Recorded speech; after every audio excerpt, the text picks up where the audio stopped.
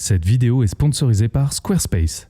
Coucou les amigos, j'espère que vous allez bien et que la vie est douce. Bon, l'été est enfin là, le soleil chauffe, l'envie de travailler est totalement inexistante et l'envie de se faire des grandes tablées de copains est très présente. Alors je vous propose aujourd'hui de faire une recette super simple, très gourmande, qui sent bon le soleil et qui va mettre tout le monde d'accord.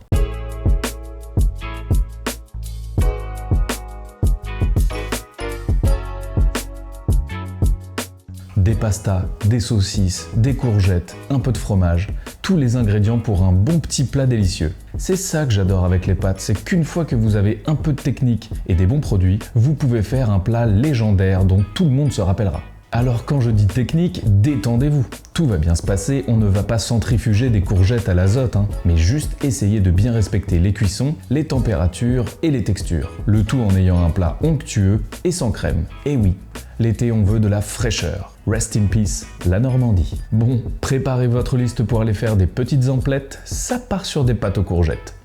Vous commencez à me connaître, pour être le plus efficace possible, on va faire toute notre mise en place avant la cuisson.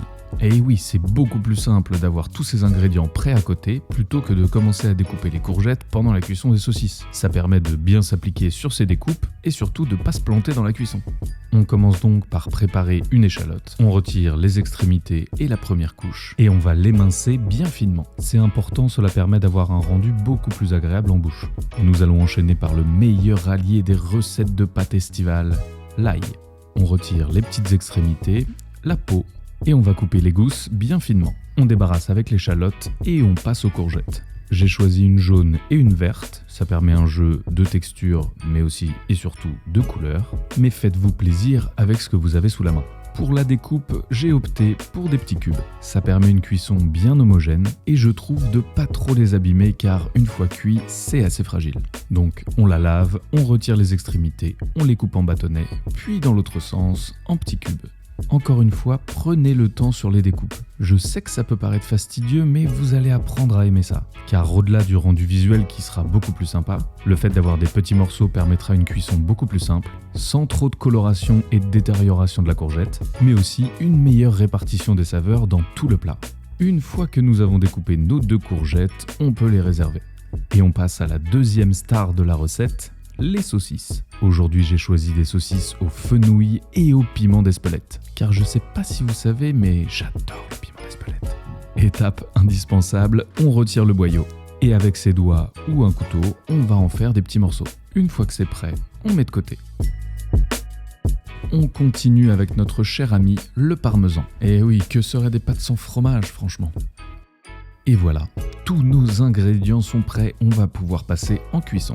On commence par lancer sur le feu un grand volume d'eau pour les pastas et on fait chauffer une sauteuse à feu moyen. Lorsqu'elle est chaude, on va pouvoir ajouter un généreux filet d'huile d'olive. Eh oui, on est généreux, Petite pause pour vous parler de Squarespace, le partenaire de la vidéo. Squarespace, c'est la solution qui rassemble tous les outils pour vous permettre de lancer vos idées ou d'aller plus loin avec vos projets existants. Squarespace vous aidera à donner de la force pour aller encore plus loin en créant votre site, en engageant votre audience ou en accélérant vos ventes, et le tout sur la même plateforme. Vous pourrez créer votre site grâce à un éditeur puissant qui propose un système de design web poussé. Vous pourrez choisir des modèles de pages déjà existants et les personnaliser à volonté. Vous pourrez également créer des newsletters et des campagnes mail pour engager votre audience en créant un canal privilégié. Et vous pourrez suivre le résultat de ces prises de parole dans l'outil d'analyse. Et si votre objectif est de vendre un produit ou des services, vous pourrez créer très facilement une boutique dédiée personnalisable à l'infini. Donc si vous voulez en savoir plus, rendez-vous sur squarespace.com/woogies pour essayer gratuitement. Et si vous voulez vous lancer, n'hésitez pas à utiliser le code WOOGIES pour économiser 10% sur la première commande pour un site web ou un nom de domaine. Et maintenant, on retourne à nos pastas. Une fois que le tout est bien chaud, on ajoute nos courgettes. L'objectif pour les courgettes, c'est qu'elles soient cuites à cœur, tout en étant al dente et sans trop de coloration. Oui, je sais, ça fait beaucoup, mais ça va bien se passer. On sale et on remue très régulièrement. N'hésitez pas à jouer avec l'intensité de votre feu, car pour avoir ce rendu, il faut quand même un feu soutenu et que ça cuise plutôt rapidement. Mais le risque, c'est que ça colore un peu trop vite. Donc restez à côté et soyez vigilants. Quand on commence à avoir ce joli petit rendu, on peut tester la cuisson. Je vous conseille d'utiliser plutôt une fourchette. Si c'est cuit, on débarrasse. On conserve notre poêle sans la laver, eh oui c'est important pour garder toutes les saveurs, et on va faire cuire nos saucisses. L'idée ici c'est de l'écraser au maximum pour avoir des tout petits bouts bien colorés. On laisse cuire à feu vif pendant quelques minutes sans toucher, et lorsqu'on obtient cette coloration, on va pouvoir commencer à mélanger.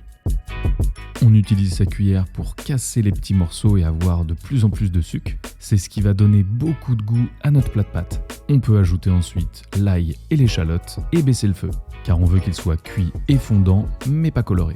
Car l'ail ou l'échalote brûlée sous la dent, c'est pas très agréable. Comme pour les courgettes, on remue régulièrement et on gratte bien les sucres dans le fond de la poêle.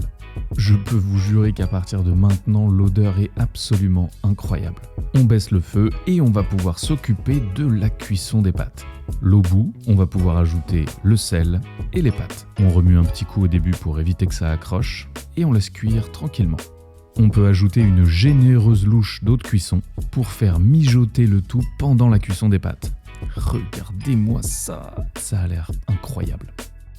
Et 1 à 2 minutes avant la fin de cuisson des pâtes, on ajoute une généreuse louche, suivie de très près de nos pâtes qui vont finir leur cuisson dans la sauce. Pour cela, je vous conseille de vous munir de cette araignée, c'est très pratique. On ajoute ensuite le déluge de parmesan, une généreuse dose de poivre, on réajuste en sel si besoin, et le petit truc qui va faire toute la différence, le zeste d'un citron jaune. On finit par les courgettes et on va pouvoir mélanger vigoureusement le tout.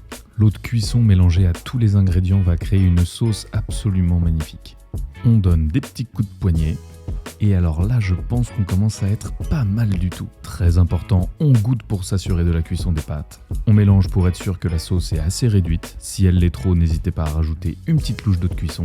Et si on est bon, on passe sur le dressage. Rien de plus simple, une louche, une assiette, nos pâtes. On répartit bien la garniture sur toutes les assiettes. Je peux vous jurer que vous n'avez pas envie de jaloux avec ce plat. Et on peut rajouter des zestes de citron et du parmesan. Et le plus important, déguster ce plat bien chaud. Oui, même si c'est l'été, je ne veux rien savoir, c'est comme ça que la sauce est meilleure. Et voilà, c'est pas merveilleux ça. Ce qui est canon, c'est qu'une fois que vous avez compris l'idée de la recette, vous pouvez la pimper à votre guise. On remplace la courgette par de l'aubergine, on met des échalotes, quelques épices en plus, une saucisse épicée, bref, les combinaisons sont infinies. J'en profite pour vous remercier, vous êtes toujours plus nombreux à suivre nos aventures, et pensez à vous abonner si ce n'est pas le cas.